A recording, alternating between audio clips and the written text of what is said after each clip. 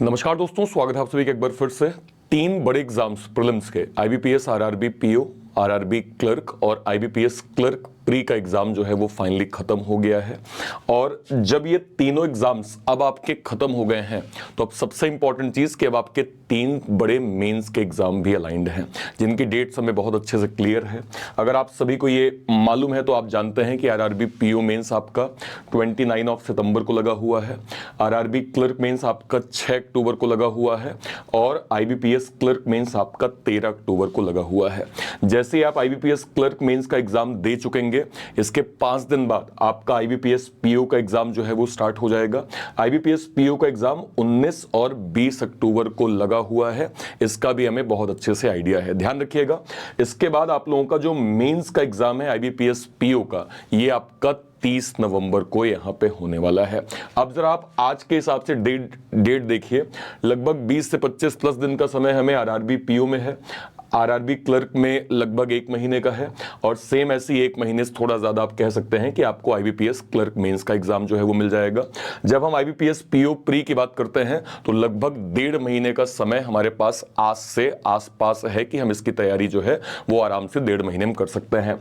अब इंपॉर्टेंट चीज यहां पे क्या है, इंपॉर्टेंट चीज ये है कि ये जो सितंबर का महीना आप लोगों का है ये प्रॉपर मेंस को डेडिकेट करेगा। इसका कारण ये है कि आपके जो प्रीलिम्स होते हैं वो तो क्वालिफाइंग इन नेचर होते हैं, यानी आपको इसको क्वालिफाई करना है, आपके मार्क्स काउंट नहीं होते हैं, मार्क्स आपके केवल मेंस के काउंट होते हैं। और मेंस में अगर आप क्लरिकल की तैयारी, लेट सपोज आरआरबी क्लर्क या आईबीपीएस क्लर्क की तैयारी कर रहे हैं तो आप जानते हैं कि मेंस के एग्जाम के बाद सीधा आपका सिलेक्शन ही है, इसके बाद कोई इंटरव्यू आपका नहीं होता है। तो यहां से आपकी मेंस की प्रिपरेशन बहुत इंपॉर्टेंट हो जाती है।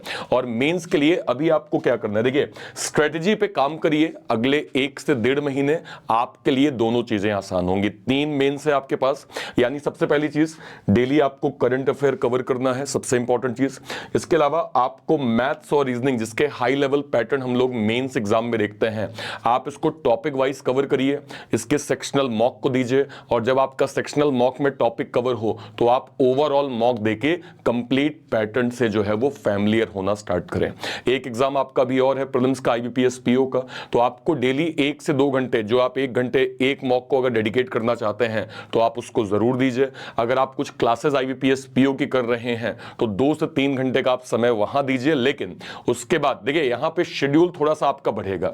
आप अब ये मत सोचिए कि आप बस 2 घंटे 3 घंटे है ना इतनी प्रिपरेशन कर लेंगे सफिशिएंट है। अगर आप आईबीपीएस पीओ को भी टारगेट कर रहे हैं, मेंस को भी टारगेट कर रहे हैं, तो आपको थोड़ा टाइम और बढ़ाना पड़ेगा। आपकी स्टडी 4 से 5 घंटे की जरूर होनी चाहिए। करंट अफेयर आपका थोड़ा टाइम ले लेगा, क्वांट या फिर रीजनिंग की टॉपिक वाइज प्रैक्टिस आपका थोड़ा टाइम जो है वो ले लेगी।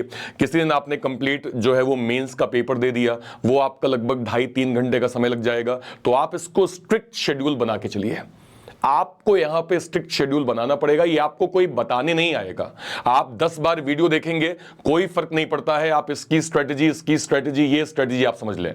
आपको अपनी स्ट्रेटजी यहां पे बनानी पड़ेगी। समय आपके पास बहुत कम है, इसलिए मॉक को ज्यादा फोकस करिए। आप मेंस के मॉक को भी ज्यादा फोकस करिए, उसको आप प्रॉपर सीखने की कोशिश करें कि आपसे कहां गलतियां हो रही हैं, जितनी मिस्टेक्स है उसको प्रॉपर समझें कि हां भाई ये हाई लेवल पैटर्न मुझसे मिस हो रहा है, उसकी प्रैक्टिस करें और वापस से आप मॉक दीजिए। अगले 1 महीने मैं आप सभी से रिक्वेस्ट करूंगा जिनका प्रीलिम्स एग्जाम हो गया है, दुनिया की सारी चीजें छोड़ के केवल और केवल ध्यान आपका आपकी स्टडी में होना चाहिए। और जब मैं मेंस की बात करता हूं तो मुझे 2 चीजें बतानी बहुत इंपॉर्टेंट है।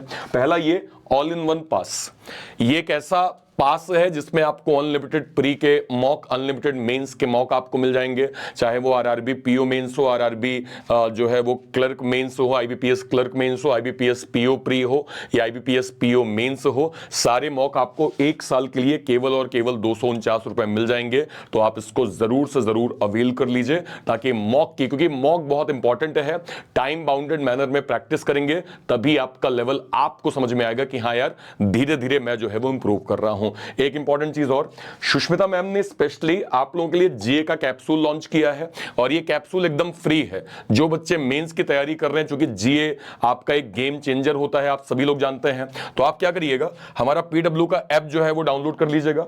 उसके बाद आप सभी लोग लाइब्रेरी सेक्शन में जाएंगे। लाइब्रेरी सेक्शन में आपको ये कैप्सूल जो है मैम के द्वारा तैयार किया हुआ फ्री ऑफ कॉस्ट मिल जाएगा, जिससे आपकी जीए की तैयारी बहुत अच्छी हो जाएगी। बहुत अच्छे तरीके से आप जीए को यहां पे प्रिपेयर जो है वो कर सकते हैं। तो ये दो चीजें आप सभी लोग जरूर कर लीजिएगा। इसके अलावा हमने मेंस के कुछ बैचेस लॉन्च किए हैं और आने वाले टाइम पे हमने एसबीआई पीओ, एसबीआई क्लर्क के बैच लॉन्च किए हैं, जो आपको मिल जाएगा एक साल के अंदर 2799 में बैंक महापैक के अंदर। तो आप एक बार हमारी वेबसाइट विजिट कर सकते हैं, ऐप जो है वो विजिट कर सकते हैं और वहां पे आप ये देख सकते हैं कि आपको इसमें कौन कौन से बैचेस आपके लिए फायदेमंद हैं। एक बार आप सभी लोग मुझे कमेंट सेक्शन में जरूर बताइएगा कि आप अगर अभी मेंस का मॉक दे रहे हैं तो आपके नंबर कितने आ रहे हैं, किन टॉपिक्स में आपको अभी बहुत ज्यादा प्रॉब्लम हो रही है, ताकि बैंकिंग वाला आपके लिए कुछ स्पेशल प्लान कर सके कि हाँ यार अगर मैथ्स में दिक्कत है तो मैथ्स की मैराथन हम यूट्यूब पे प्लान करवा सकें, या रीजनिंग की मैराथन यूट्यूब पे प्लान करवा सकें, या जीए के लिए कुछ हम प्लान कर सकें। तो एक बार आप अपना जो है वो मेंस का स्कोर हमें कमेंट सेक्शन में जरूर बताइएगा। और कोई डाउट होता है वीडियो के कमेंट सेक्शन में अपनी बात आप जरूर रखिएगा। Till then bye bye, thank you so much, जय हिंद, थैंक यू।